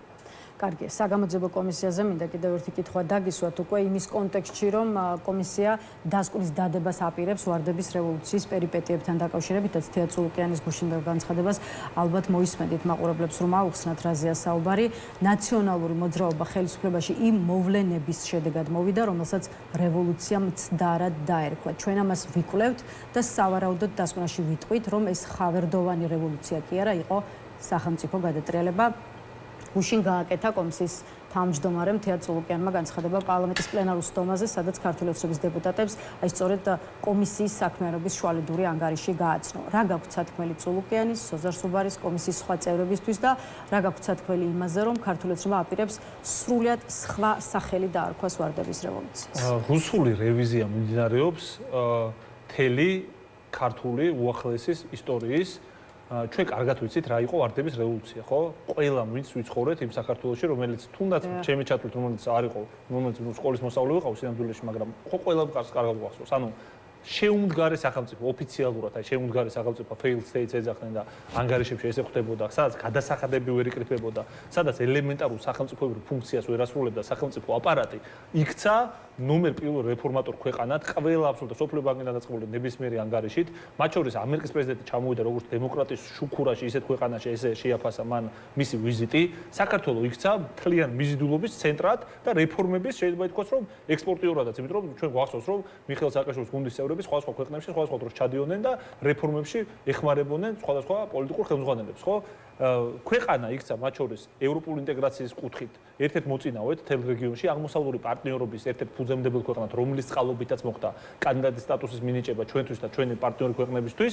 აი ამ მთლიან პროცესში ვიყავთ ლიდერები, ვარდების რევოლუციამ ჭაობიდან ამოიყვანა ქვეყანა და პოსტსაბჭოთა რესპუბლიკა აქცია შემდგარ სახელმწიფოდ. კორუმპირებული ქვეყანა, სადაც ერთი ტელეფონის არეშ შეიძლება შენი ახლობელი თუ წითელი ინტელიგენციის წარმომადგენელი ყავი, გააგეშვა ციხიდან და სადაც შეიძლებოდა არასოდეს არ დაეჭირე თუ თუნდაც კაცი რომ მოგეკლა, თუ იქნებოდი კლანის ერთ-ერთი წევრი, ეს ქვეყანა იქცა სამართლებრივ სახელმწიფოდ. ამას ვერ პატიობს რუსეთი, პირველ რიგში, იმიტომ რომ თან პუტინის შეკავება მოხდა სამხედრო აგრესიის პირობებში 2008 წელს, დემოკრატიის და აი ამ განვითარების ამ მაგალითს ვერ პატიობს კრემლი, რა თქმა უნდა, და ვერ პატიობენ ის ელიტები, რომელთაც მდგომარეობა აუყირავდათ, იმიტომ რომ აი წითელი ინტელიგენციის წარმომადგენლები, აი გაგიჟებული ხოცები რო იყვნენ 2012 წელს, მათი დიდი ნაწილი, რომელიც ნუ ეხა არ გადმოსულა სწორ მხარეს ისტორიის, დღემდე რო ხოცები არიან, რატომ იყვნენ? რამე ინტერესი სახელმწიფო კი არა აქვთ. უბრალოდ აი ეს ყოფა, რომ მათ პრივილეგირებული მდგომარეობა ჰქონდათ, რომ ტენდერები ჰქონდათ, რომ მათი ახლობლების დაჭერა რო არ შეიძლებოდა, ის ყველაფერი მოწონდათ. კრიმინალური ელემენტები, რომელთაც არავინ არ ეხებოდა და ვერ შეეხებოდა, იმიტომ რომ სახელმწიფოსთან იყვნენ შეზრდილები. აი ამიტომაც იყო, რომ მათთვის იყო ვარდების რევოლუცია ტრაგედია. ამიტომაც იყო ვარდების რევოლუცია ტრაგედია კომუნისტური ნომენკლატურისთვის, რომელიც ყოველთვის ეგონა, რომ ხელისუფლების სათავეში ექნებოდა და სულ ეს ფულიანი, რა ვიცი, ბიძერები და რაღაცა ეს მელეხები ეჯდებოდნენ ჩვენს ქვეყანას და შეთქმულებდნენ ამ ქვეყნის ბიუჯეტს. და ამ ხალხს და ამ ხალხის იდეოლოგიურ, არ ვიცი, შთამომავლებს თუ თვითონ ამ ხალხს და არ ვიცი, იმ იდეოლოგიურსაც ვერ ვიწოდებთ, ხო, უბრალოდ რევანშისტურ ძალას ივანიშვილის ბანდის საკით, ხო, ერთადერთი ამოცანა აქვს, რომ ეს მაგალითი წარმატებული პატიოსანი ძლიერი ქართული სახელმწიფოს შენებლობის იქნაც განადგურებული. ამიტომაც უნდათ რომ დადონ დასკვნა, რომელთაც აიგზალება პარტიები, რომლებიც ქვეყნის დასავლურ კურსზე, ანუ ეროვნულ ინტერესს ემსახურებიან, იმიტომ რომ ჩვენი ეროვნული ინტერესიდან გამომდინარე, ერთადერთი ამოცანა შეიძლება იყოს, რომ რუსეთის დაბალანსება და რუსული იმპერიის დაბალანსება, რა თქმა უნდა, დასავლეთით, რომელიც მათ შორის ღირებულებით და იდეურად გახავთ ჩვენი მოკავშირე ისტორიული, ასევე იმ ძალის განადგურება ნაციონალურ მოძრაობის, რომელიც ევროპარლამენტის რეზოლუციაში წერია, რომ იყო მედროშე ევროპული ღირებულებების პრაქტიკაში დანერგვის ამ ქვეყნის და რა თქმა უნდა, ამ ძალის ივანიშვილის ბანდის მიზანი არის, რომ ჩვენ უარი ვთქვათ ჩვენ ტერიტორიული მთლიანობის დაცვაზე, ბოდიში მოვიხადოთ 2008 წლის ომისთვის, ბოდიში მოვიხადოთ ყველა საქართველოს მტერთან, ოკუპანტთან, მათ შორის და მის მიერ მართულ დამნაშავე სეპარატისტებთან და რა თქმა უნდა, ასევე ერთად დავასრულებ, მათ ასევე სურთ რომ არასოდეს ამ ქვეყანაში აღარავინ აღარ გაბედოს წარმატებული ძლიერი სამართლებრივი ევროპული ტიპის სახელმწიფოს შენებლობა. აი ეს არის მათი განრახვა. აი თუ ამ კომისიის დასკვნა ამას ემსახურება და კომისიის დასკვნის იმპლემენტირებაც ეგ იქნება, რომ ყველა ის ადამიანი, ვინც ამ ქვეყნისთვის იბრძვის, უნდა იყოს გაძევებული ქვეყნიდან, დაპატიმრებული ყვარყვარეს ციხეში. აი, ახლა ვისაუბროთ იმაზე, რას აპირებს ოპოზიცია იმისთვის, რომ ქართულ ოცნებას არ გამოუვიდეს იმ გეგმების განხორციელება, რომელზეც ახლა ისაუბრეთ და რომელიც ახლა ჩამოთვალეთ. აი, რასაც არ უნდა ამბობდეთ ოპოზიციაში ოქტომბრიდან დღემდე განვითარებული პროცესების გათვალისწინებით. რა ჩანს ქართული ოცნება ახლა დღეს უფრო ძლიერია თუ არა ვიდრე მანამდე.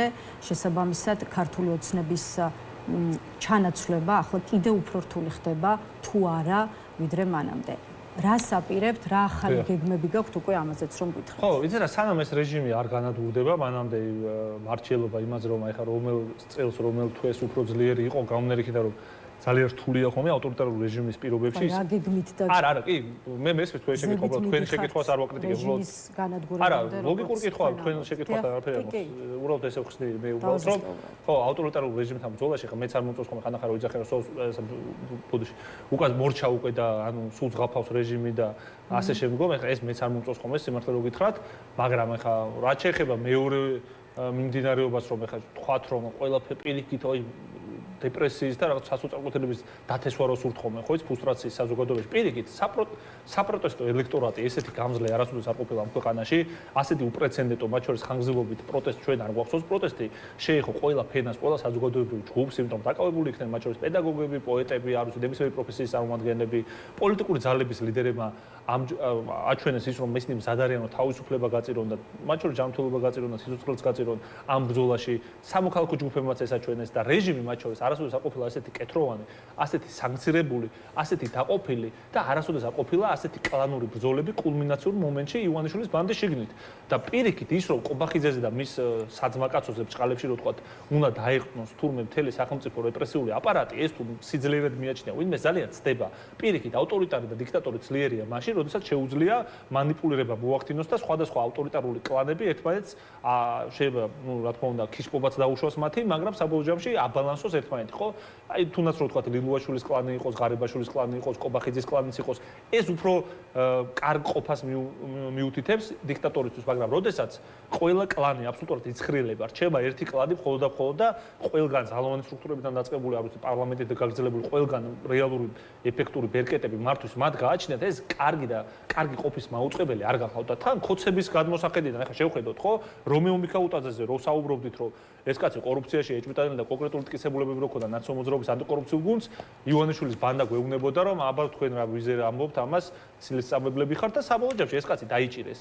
ანუ, როდესაც ხოცი ზის და უყურებს ამ ყველაფერს, ხედავს, რომ ყველაზე ხელშეუხებელი ბჭყალებში პერსონაჟებიც კი და ეხლა ლილუაშვილზე იყო რაღაც მინიშნება მათ შორის ოხანაშვილის მიერ გაკეთებული. ანუ, როდესაც ხედავს ამ ყველაფერს, რომ სუპერძალოვან მინისტრს 15 წლით თავისუფლების აკვეთისთვის იმეტებენ და მას მოღალატეს უწოდებდნენ, როდესაც თუმე მაშინ პირდაპირ გმირად წარმოაჩენენ იგივე ადამიანები, იგივე ჩორჩანას გამო თუნდაც, როდესაც ხედავს, რომ ეკონომიკის მინისტრის მოადგილე, რომელიც წლების მანძილზე იყო ძალიან მნიშვნელოვანი, მაღალი თანამდებობის პირი არის დაკავებული და მათ შორის მის გარემოცვაზე მიდის უკვე საუბრები, რომ შეიძლება და მის პარტნიორებზე ასევე მოხდეს მათი დაკავება. ეს ყველაფერი კარგი ყოფის მაუწყებელი ვერ იქნება. ხოციც ხო ხდება და ხო უყურებს რომ შეიძლება ნებისმიერ მომენტში დაჭირდეს ივანიშვილს, რომელიც სანქცირებულია, რომელიც ეკონომიკურ შემოსავალს იღებს, რომ ამოიღოს იმ ადამიანებისგან, რომლებმაც მანამდე გადაჭამეს ბიუჯეტი და იბარებს, ხო შეიძლება რიჯვაძეც დაიბაროს, ყველა ის ადამიანი დაიბაროს, ვინც იყო კორუფციაში, მსხვილში ჩართული.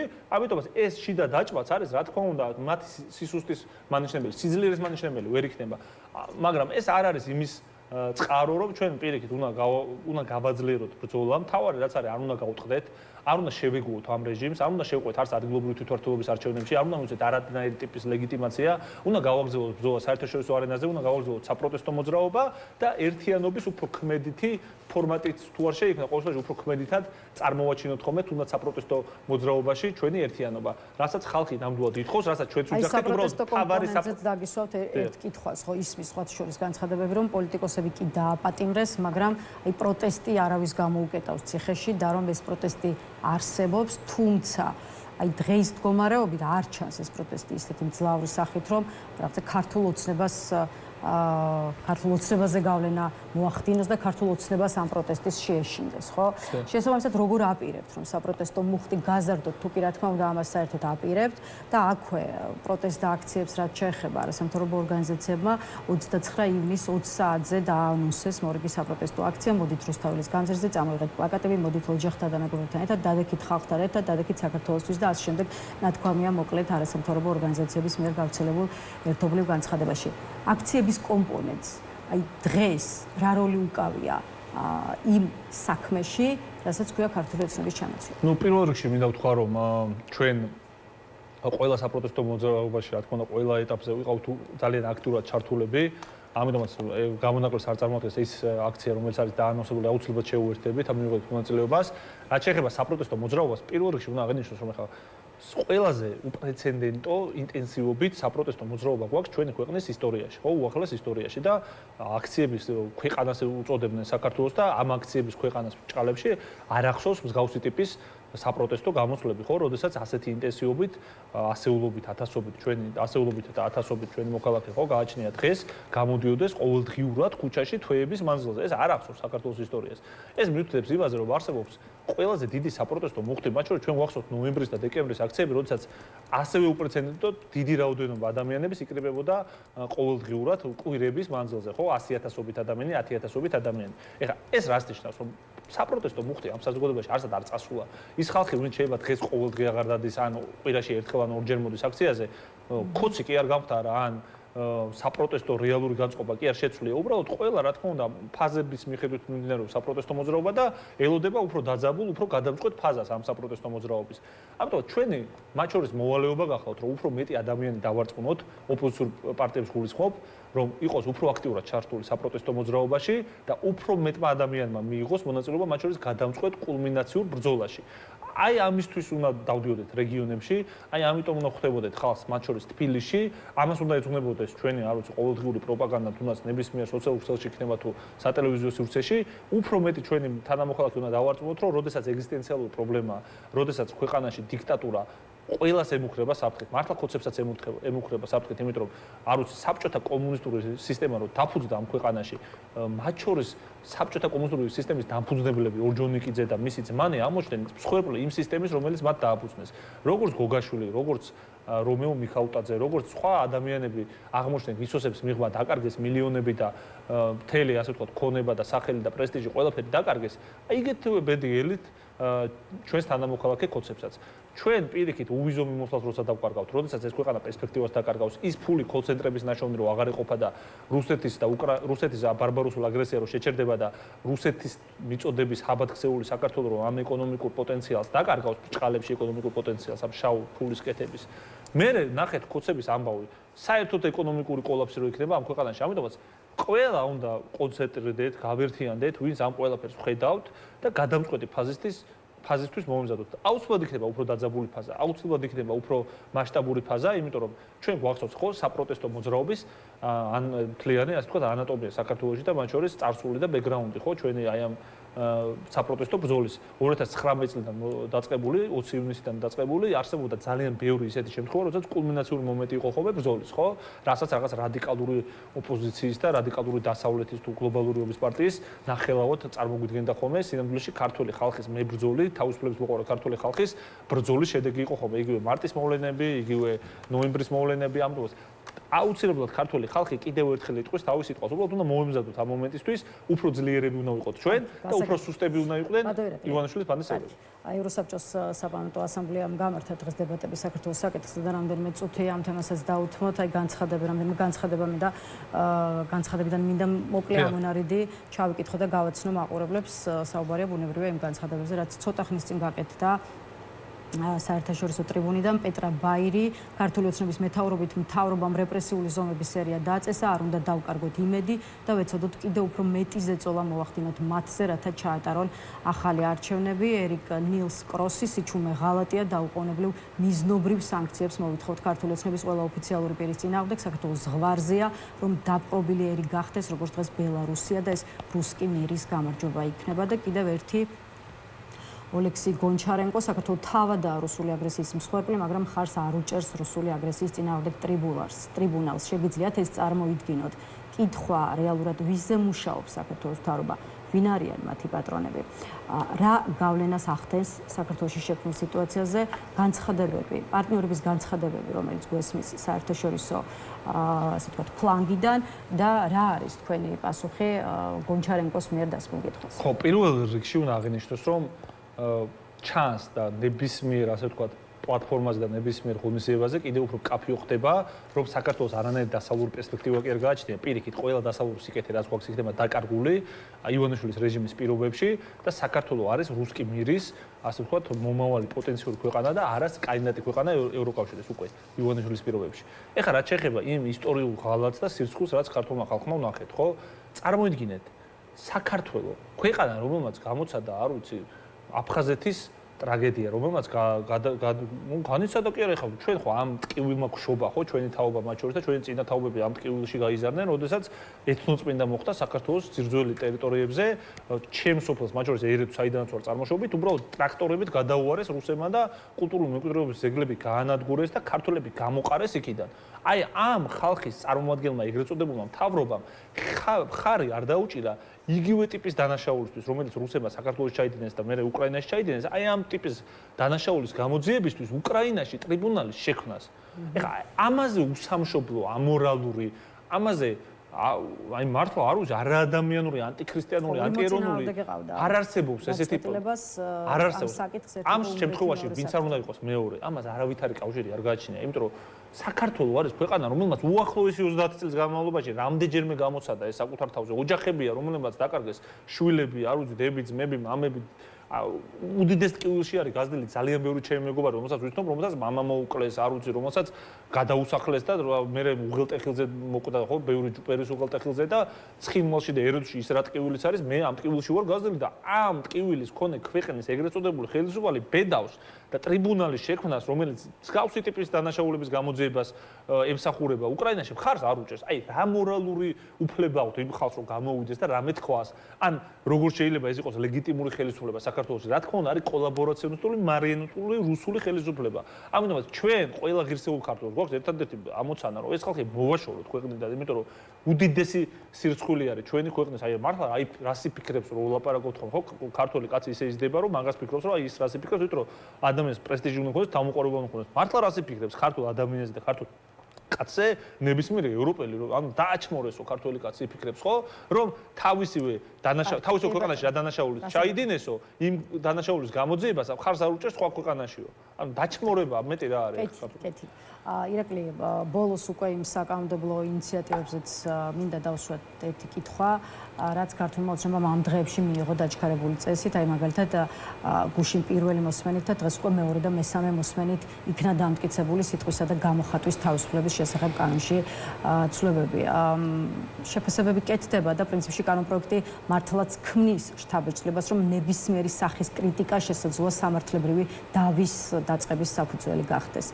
მარტივად გითხავთ რამდენად არის ეს ცვლილებები სახიფათო თლიანად საზოგადოებისა და საკუთრივ მედიისთვის ყველა ცვლილება მათ შორის ეს ცვლილება იმსახურება მარტივ რაღაცას რომ არ არსებობდეს კრიტიკული ხმა და კრიტიკული აზრისთვის სივრცე თელ საქართველოში ძალიან მარტივია ეს როგორც ეძახიან სახელმძღვანელო ხო არსებობს დიქტატორები როგორ უნდა დაამყარო დიქტატურა ხო არსებობს კონკრეტული მაგალითები როგორც დემოკრატიის კონსოლიდაციის მაგალითები არსებობს და ამიტომაც ხშირად ზოგიერთ ქვეყანა ითვალისწინებს ხოლმე ამ გამოსვლებას და წარმატებით ითვალისწინებს ივანიშვილი არის მაგიტომაც არის რომ დასავლურ წყაროებში მას ხშირად მოიხსენებენ ვანაბი პუტინად ანუ ადამიანად რომელსაც სურს რომ იყოს პუტინი და პუტინმა რა გააკეთა ხო იგივეს აკეთებს ივანიშვილი რაც გააკეთა მათ შორის ბელორუსში ლუკაშენკომ ანუ თლიანად უნდა მოხდეს სამოქალაქო საზოგადოების ოპოზიციური სპექტრის და მედია საშუალების განადგურება გაუქმება და აღარ ისმოდეს განსხვავებული აზრი აღარ არსებობდეს ინსტიტუციები აღარ არსებობდეს მათ შორის აღარ არსებობდეს არათუ ინსტიტუცია არ არსებობდეს ორგანიზაციები რომელსაც განსხვავებული აზრი ექნებათ და ყველაფერი იყოს ივანიშვილის ეგრეთ წოდებული მართული მარიონეტული ჯგუფების თუნდაც მხრიდან განხორციელებული ოპოზიციური ოპონერებაც კი ანუ ოპოზიციონერობაც კი იყოს მართული ხელისუფლების მხრიდან. ამიტომ ყველა ეს კანონი ემსახურება ამას არის ძალიან საშიში და საშიშია იმიტომაც რომ ჩვენარ ქვეყანაში რომელიც დემოკრატიული ტრანსფორმაციის პირობებში იმყოფებოდა და დემოკრატია უნდა გამختارიყო ასე რომ უფრო გამძლე და უფრო ძლიერი ამ ქვეყანაში პირიქით ამოცანა არის რომ სიტყვის თავისუფლება იყოს პრიორიტეტული გამოხატვის თავისუფლება იყოს პრიორიტეტული მედია თავისუფლება იყოს პრიორიტეტული და სიამოვნებაში პირიქით არის ანუ ჩვენ დავდექით სამწუხაროდ დემოკრატიის კონსოლიდაციის გზისგან გადაუხვიეთ და დიქტატურის კონსოლიდაციის გზაზე დავდექით და ყველა ეს ცვლილება ამას ემსახურება. ამიტომაც ერთ-ერთი გამოსავალი გახავთ არა ამ უკანონო დიქტატორული რუსული რეჟიმის გამართლება თუნდაც ნებისმიერი ტიპის პროცესში მათ შორის ადგილობრივი თვითმმართველობის არჩევნებში შესულით, არამედ ბრძოლა წინააღმდეგობის გზით ქუჩაში ბრძოლა და არ თანამშრომლობა ამ რეჟიმთან.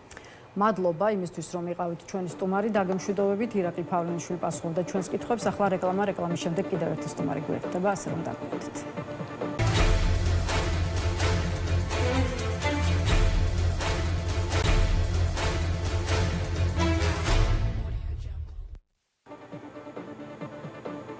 მაშასე რეკლამის შემდეგ თავისუფალი სტუდია აგრძელებს პირდაპირ ეთერში მუშაობას. გვერდდება დღეისთვის ბოლო სტუმარი ქვეყანაში შექმნილ პოლიტიკურ სურათზე, ახლა უკვე დიპლომატ გიორგი ბადრიძის შეფასებებს მოვისმენთ. ბატონ გიორგი, გამარჯობა და მადლობა რომ შემოგვიერთით. ბატონ გიორგი, დაუთმოთ გადაცემის დასკვნითი ნაწილით საქართველოს და ჩვენს ქვეყანაში შექმნილი ვითარების შეფასებას, აი თეატრულოკეანის საგამოძიებო კომისიის სხდომაზე არ მისვლის გამო, ბოლო 6 კვირაში 7 ოპოზიციონერი პოლიტიკოსია დაპატიმრებული, მათ შორის 4-ის განაჩენი უკვე დამდგარი და გამოცხადებული. ან დღეის მდგომარეობით გვაქვს მოცემულობა, როცა ოპოზიციონერი ლიდერების ნაწილი ციხეშია, ნაწილი კი დაპატიმრების მოლოდინში იმყოფება. რამ გამოიწვია ეს, რატომ და როგორ მივედით ამ წერტილამდე და იყო თუ არა შესაძლებელი ამ ვითარების თავიდან აცილება?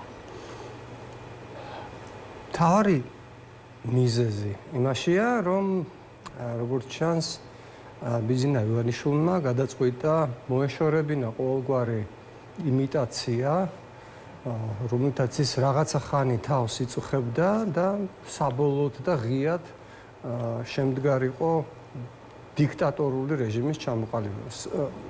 აქამდე მის ხელისუფლებას ახასიათებდნენ როგორც ავტორიტარიზმისკენ განწყობილ ხელისუფლებას და ასეთიც იყო. დღეს შეიძლება გაზვედების გარეშე ამას უწოდოთ დიქტატურა. ეს არის ვითარება, როდესაც პოლიტიკურ ოპონენტებს მასობრივად აპატიმრებენ, როდესაც ნებისმიერ განსხვავებულ აზრს ახშობენ.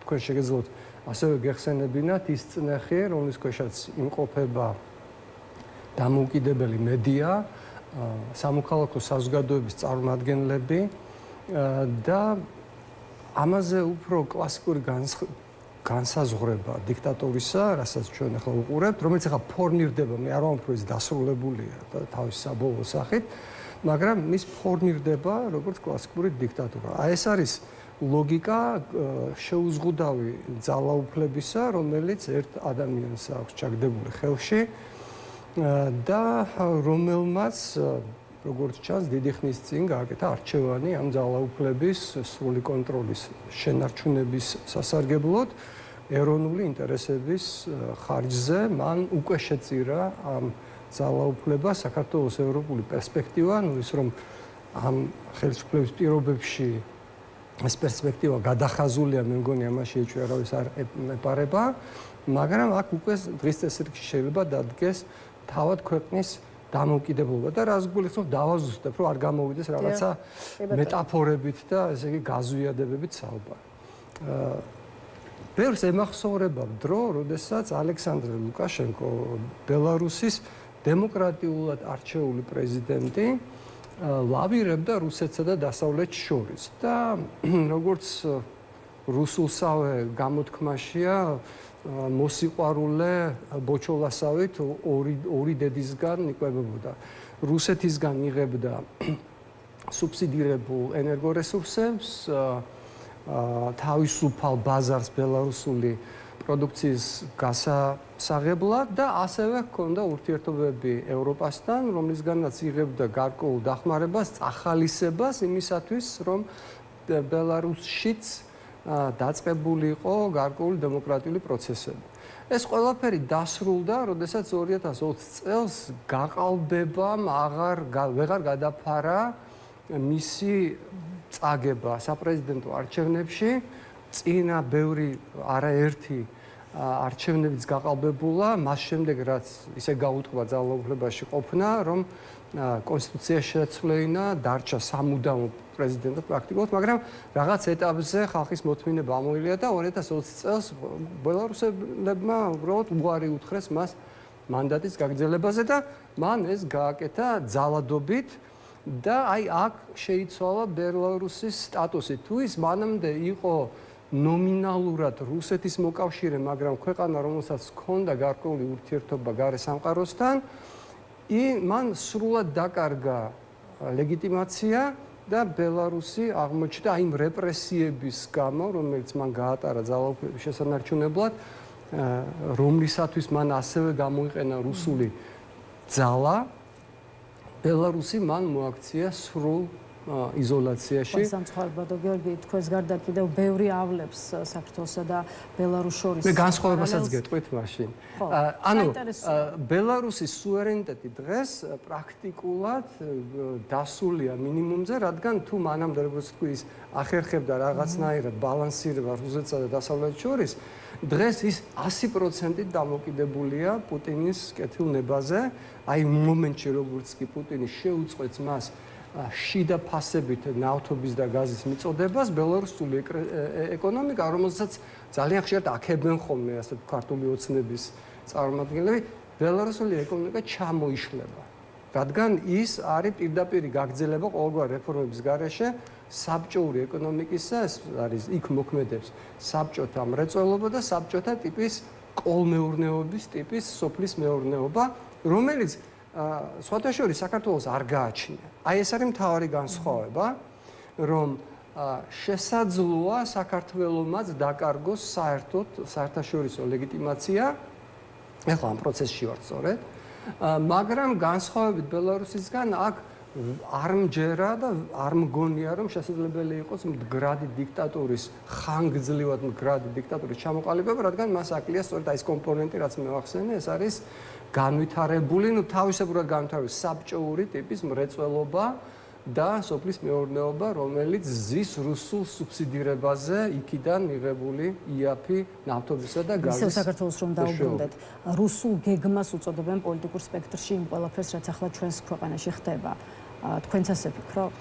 რამდენი წამნა ვიძახოთ, რომ მხოლოდ თანხwebdriver არის ინტერესების, ძნელად წარმომიდგენია, რომ თანხwebdriver's გარდა არ იყოს პირდაპირი კოორდინაცია. ახლა ისე რომ ივანიშვილს აქვს კავშირები რუსეთის ოლიგარქიულ და სავარაუდოდ პოლიტიკურ წრეებთან და ეს წრეები ერთმანეთისგან განუყოფელია, მე მგონი ამაში ეჭვი არავის არ იპარება.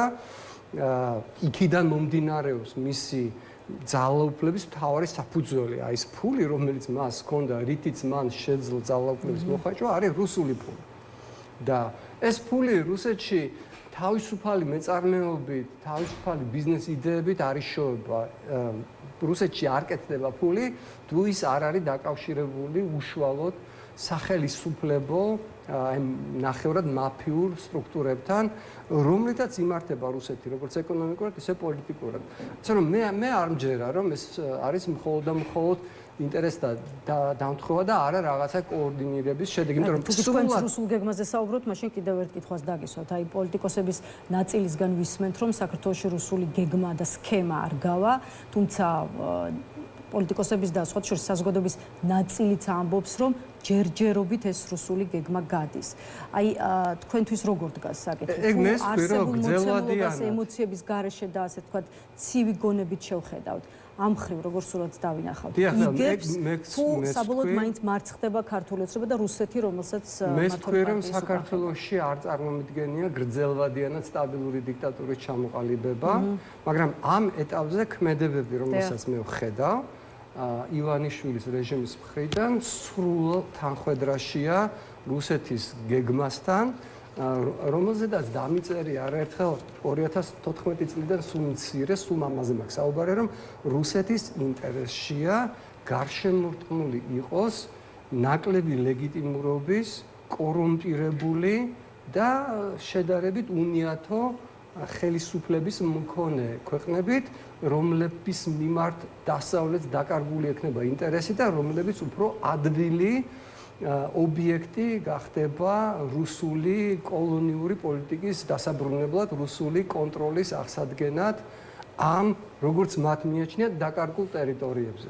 და ამ გეგმას ეს ხელისუფლება ხელს უწყობს, ჩვენ უკვე ვართ აი ვითარებაში, როდესაც საქართველო მისი ხელისუფლების კომპონენტში სულ მცირე კარგავს საერთაშორისო ლეგიტიმურობას. მას არ აქვს საერთაშორისო ლეგიტიმურობა უკვე წამყვანი დემოკრატიული სახელმწიფოები არ აღიარებენ წინა არჩევნებს, აქედან გამომდინარე არ აღიარებენ ამ გაყალბებული არჩევნების შედეგად ჩამოყალიბებულ ხელისუფლებას და პოლიტიკურ ინსტიტუტებს. და ეს პირდაპირ ხელს აძლევს რუსულ გეგმას, რომ აღმოჩნდეს საქართველოს ვითარებაში, როდესაც ის ბევრად უფრო მეტად ან სრულად იქნება დამოკიდებული რუსეთზე.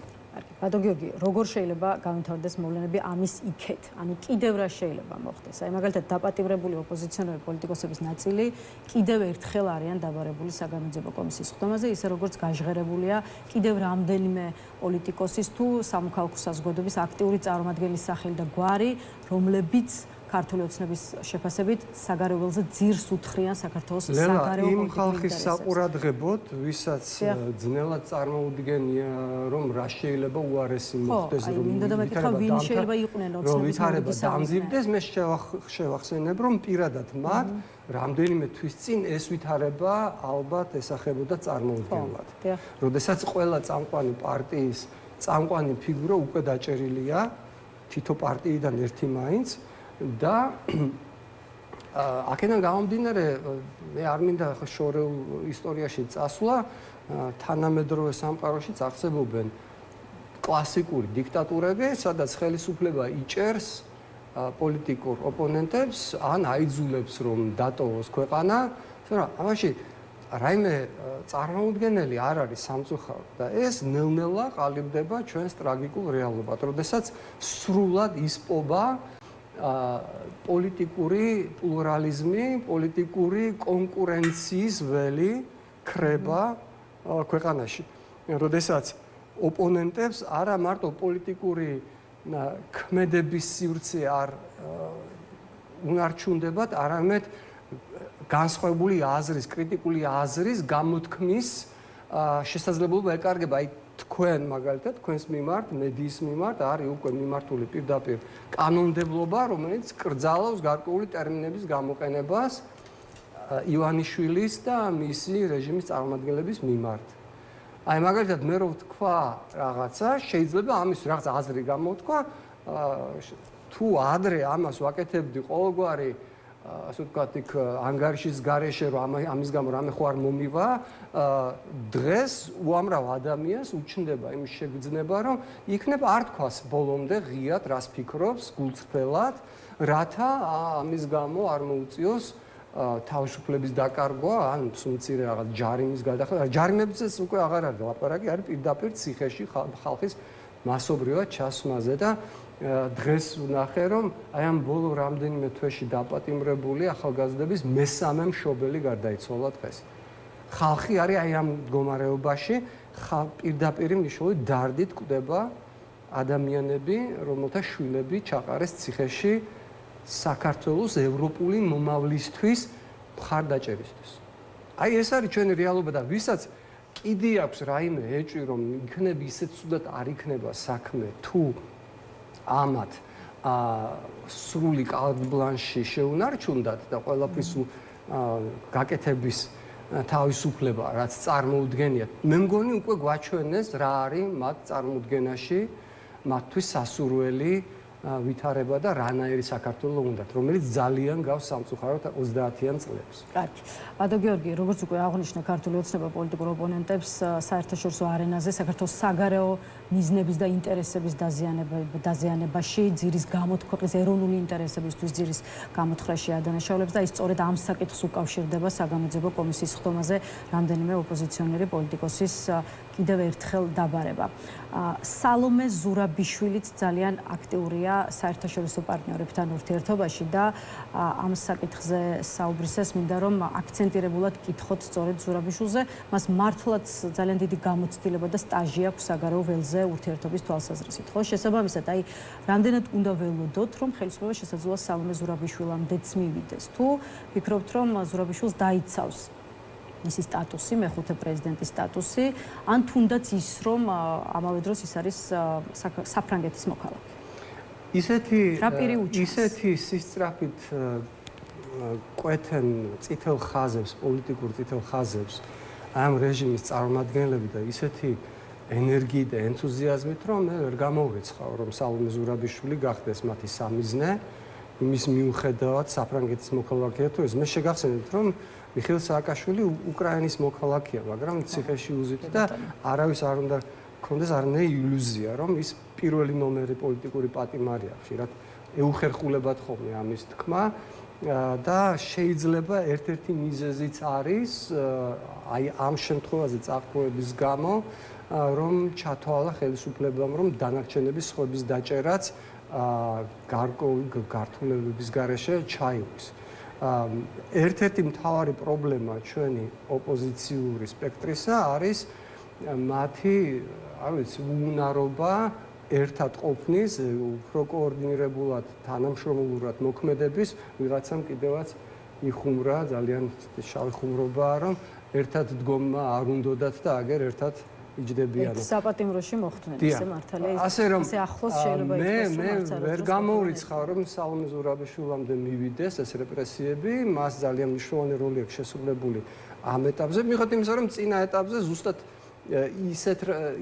ისეთი როლი ჰქონდა, რომელიც ბიძინა ივანიშვილს ძალიან მოწონდა, იგივე წინა ხელისუფლების მიმართ მისი კრიტიკული განწყობის გამო და ბრალდებების გამო, რომელსაც ისინი წინა ხელისუფლებას უყენებდა, ის მოსწონდა და როდესაც ახლა დღევანდელი ოპოზიცია ნეგატიური ინფორმაციას ავრცელებს ამ ხელისუფლებაზე, ეს ყოფილა თუმე რაღაცა დანაშაული. ვერ გეტყვით. ასე რომ მე დავამატებ, რომ სალომე ზურაბიშვილს რა როლიც არ უნდა ქონოდა წინა პოლიტიკურ ფაზაში, დღეს რომ ეს ხელისუფლება და ეს არჩევნები არ არის აღიარებული დასავლეთის მხრიდან, მათ შორის სალომე ზურაბიშვილის დამსახურებაც.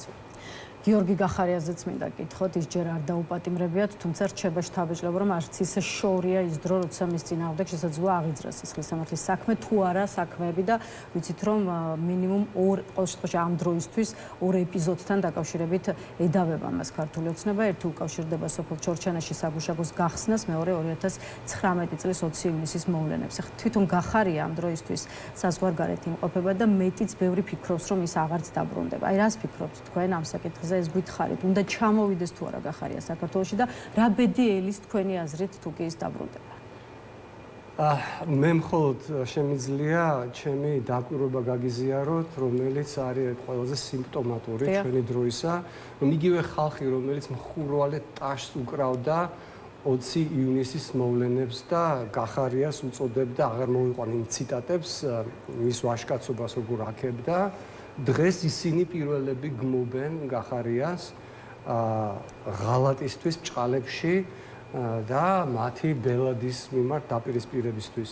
იგივე ხალხი, რომელიც იგივე მედია, პირდაპირ იგივე ჟურნალისტები, რომლებიც აშუქებდნენ ჩორჩანაში პოსტის ჩაყენებას და გვიყვებოდნენ თავიანთ მაყურებელს, უყვებოდნენ როგორ გადაარჩინა გახარიას გადაწყვეტილება ამდენი და ამდენი ქართული მიწა, დღეს ზუსტად საპირისპიროს ამ ხალხმა სრულიად დაკარგა ადამიანური ღირსება, რაც არის, არ ვიცი, ყველაზე დიდი ეროვნული კატასტროფა. ანუ იმის მიხედვით, თუ რას მოითხოვს მათგან რეჟიმი, მათი ფულის კეთების, კორუფციული ფულის კეთების პრივილეგიის შესანარჩუნებლად მზად არიან საკუთარი მეგობრები, საკუთარი თანამებრძოლები გაყიდონ ერთ დღეში და რასაც გუშინ ამბობდნენ, დღეს საპირისპირო ილაპარაკონ. მე ვერ მივცემ ბატონ გახარიას ვერანაირ რჩევას იმასთან დაკავშირებით, ჩამოვიდეს და ასე ვთქვათ, პირდაპირ შეუერთდეს. ემუქრება, შესაძლოა გახარიას ემუქრებოდეს საქართველოში იგივე, რაც პუტინის ოპონენტებს ხო, მე არ ვიცი ახლა ეს პუტინს კიდევ თავისი გართულება აქვს, თავისი ხელწერა აქვს, ეს და ოპონენტების დაწამვა ან დახვრეტა. მე ძალიან არ მინდა რომ აქამდე მივიდეს საქმე, მაგრამ კიდევ ერთხელ ვიმეორებ, უამრავი ადამიანისთვის ის მდგომარეობა, რომელშიც ჩვენ დღეს ვართ, ეგ კი არა 28 ნოემბრის კობახიძის განცხადება სულ ცოტა ხნით ადრე იყო წარმოუდგენელი. ასე რომ ამ ხელისუფლების შენარჩუნების პირობებში, რეჟიმის შენარჩუნების პირობებში არაფერი არ არის გამორიცხული, გამოვლილი აქვს ჩვენს ქვეყანას, როდესაც რუსეთის მიერ დაპყრობილ საქართველოში მასობრივად გაიჟლიტა ქართული პოლიტიკური, კულტურული, ეკონომიკური ელიტა და მათ ადგილას მერე გამოზარდეს ჰომო სოვიეტიკუსი, როგორც ჩანს, ეთყობა ეს ჰომო სოვიეტიკუსის გენი საკმაოდ კიდევ არსებობს და აი ის არის ერთგვარი მთავარი მხარდაჭერი საფუძველი, იმიტომ თუ ვინმე ტაშს უკრავს აი იმას, რაც ახლა ხდება, გარანტირებულად გეუბნებით, რომ ეს საბჭოური გენმოდიფიცირებული საზოგადოება. ბადო გიორგი, რაც შეეხება იმას მოქმედების რა გეგმაზე უნდა გადავიდეს, აი შექმნილ სიტუაციაში ოპოზიციური სპექტრის. ფაქტია, რომ აქამდე ოპოზიციური ერთობა ვერ შედგა. აი რამდენად უშვებთ, რომ ეს პროცესები ახლა მაინც შეუწყობს ხელს ოპოზიციურ გაერთიანებას და რა უნდა იყოს, თქვათ, მთავარი იდეა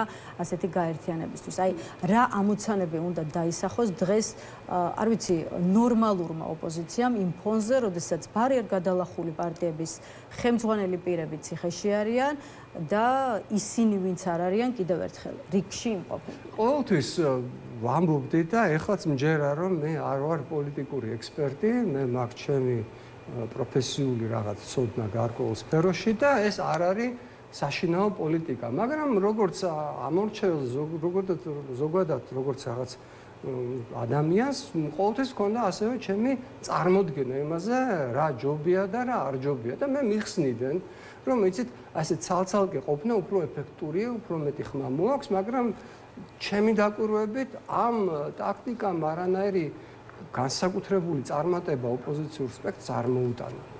მე რაღაცა ხნის წინ შევწყვიტე ერთიანობის აუცილებლობაზე საუბარი, მაგრამ ახლა ამაზე უფრო თვალსაჩინო მაგალითი იმისა, რომ დანაწევრებული ერთმანეთთან მუდმივად მოქიშპე ოპოზიციური პროდასავლური პარტიები ვერ აღწევენ არათუ წარმატებას, არამედ სულ ყველა ერთად აგერ ნელ-ნელა ინაცვლებენ ციხის საკნებში, ამაზე უფრო თვალსაჩინო რეალობა რა უნდა იყოს იმისთვის, რომ გადასინჯონ თავიანთი დამოკიდებულება და იქნებს ცადონ საკუთარი ხალხის და ქართული სახელმწიფოს და ჩვენი ისტორიის წინაშე პასუხისმგებლობის გამო გადახედონ და იქნებ ცადონ ერთიანი მოქმედება.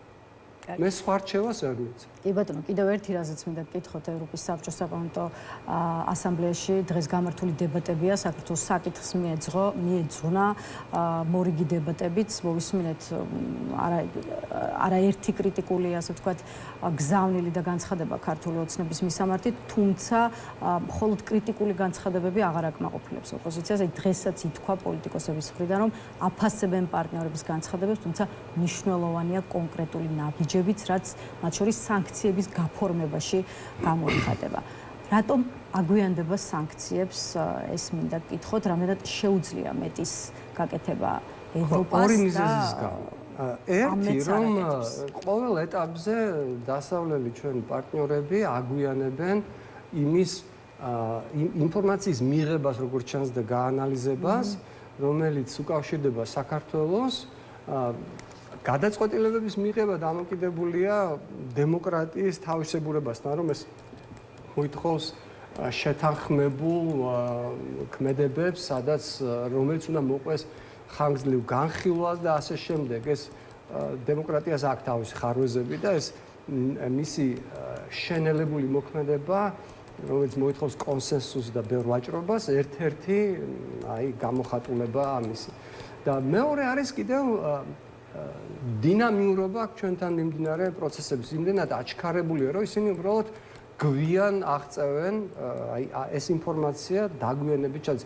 ზოგჯერ შემიძლია შევადარო, რომ ევროპული ინსტიტუტები ისე შორს ჩანს ზოგჯერად, ყოველს სინათლის შუქივით, რომელიც კოსმოსში გვიან და შორს გვიან მიდის, აი ესე ძალიან შორიდან გვიყურებენ. ფაქტია, რომ ყველა ეტაპზე მათი ქმედება დაგვიანებულია და ოღონდ მე ამის დრამატიზებას არ მოვახდენდი, მე ზუსტად ვიცი, რომ რანაირი სანქციებიც არ უნდა დააწესოს ევროკავშირმა, ან შეერთებულ შტატებმა, ყველაზე მთავარი და ყველაზე ეფექტური სანქცია უნდა დააწესოს ქართულმა ხალხმა, ქართულმა საზოგადოებამ. მის გარეშე გარედან ზემოქმედებას არ ექნება განსაკუთრებული ეფექტი. და ბოლოს კიდევ ერთი კითხვა მინდა დაგისვათ საქართველოს გუშინ მხარი არ დაუჭირა რუსეთის დანაშაულების გამოძიებისთვის სპეციალური ტრიბუნალის შექმნა. საკითხის კიდევ ერთი მოწინააღმდეგე იყო ასევე უნგრეთი. თუმცა ამ ორი ქვეყნის წინააღმდეგობის მიუხედავად უკრაინამ და ევროპის საბჭომ საბოლოოდ მაინც გააფორმეს შესაბამის საკითხზე შეთანხმება. მარტივად გითხავთ, რა მესიჯია ოფიციალური თბილისის მხრიდან ის რომ აი რითიც დავიწყეთ ლელა საუბარი რომ საქართველოს ნელ-ნელა არის ბელარუსიზაციის პროცესში, როდესაც ანტიდემოკრატიული ქმედებები აკარგვინებს რეჟიმს ლეგიტიმაციას და რის გამოც ის უფრო მეტად ხდება დამოკიდებული რუსეთზე და თუ მანამდე მას შეეძლო ლავირება, ბალანსირება რუსეთსა და დასავლეთს შორის, დღეს ის იძულებულია ბევრად უფრო ღიად რუსული მხარე დაიკავოს იმ საერთაშორისო დავებში, რომელშიც საქართველოს ბუნებრივად ეროვნული ინტერესებით დაინტერესებული იყოს დასავლეთის მხარეც, რადგან დასავლეთი არის მხარე, რომელიც იცავს მხარს უჭერს ჩვენს ტერიტორიულ მთლიანობას და რუსეთია, რომელიც გვედავება საერთოდ უფლებას ვიყოთ დამოუკიდებელი და უფლებას გქონდეს კონტროლი ჩვენსავე ტერიტორიებზე. მადლობა ბატონ გიორგი იმისთვის რომ იყავით ჩვენი სტუმარი. დაგემშვიდობებით დიპლომატ გიორგი ბადრიძის შეფასებებს ისმენდით პირდაპირ ეთერში. თავისუფალი სტუდიაც ამით ასრულებს მუშაობას. ერთმანეთს ამ სტუდიაში უკვე მომავალ ხუთშაბათს შევხვდებით. მშვიდობიან ღამეს გისურვებთ.